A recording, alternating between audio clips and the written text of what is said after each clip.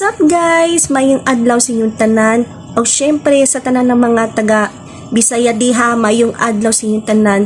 And syempre kay sobra kay init talaga, pero o kay bawon na jud ko na kiniyang inita pinaka worst jud na sa tanan Pilipinas. So mag-amping na jud ta pirmi, and God bless you all.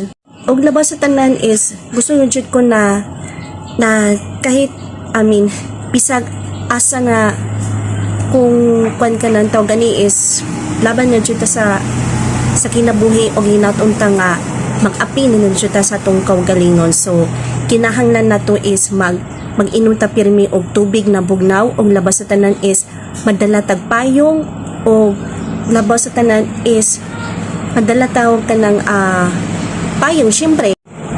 Og sa tanan diha sa mga Bisaya diha sa taga Cebu, taga Butuan, taga Medina, o syempre sa taga mga sa tibok Bisaya is mayong adlaw diha, and God bless you all. Ang hinatunta nga na makaapi na jud tanan, ilabi na kung kwan ka ng taga ni init kay na panahon, so amping ta kanunay. And last but not the least po, kanang sa to gani is ang ato is kanang to gani na muna na jud ko noon pero gusto ko jud ko mo kwan ka ng pahibalo sa tanan is nakinangnan magpuyot na diri sa balay, labi na kung init diha sa gawas. So apinta kanunay, and God bless you all, and amping.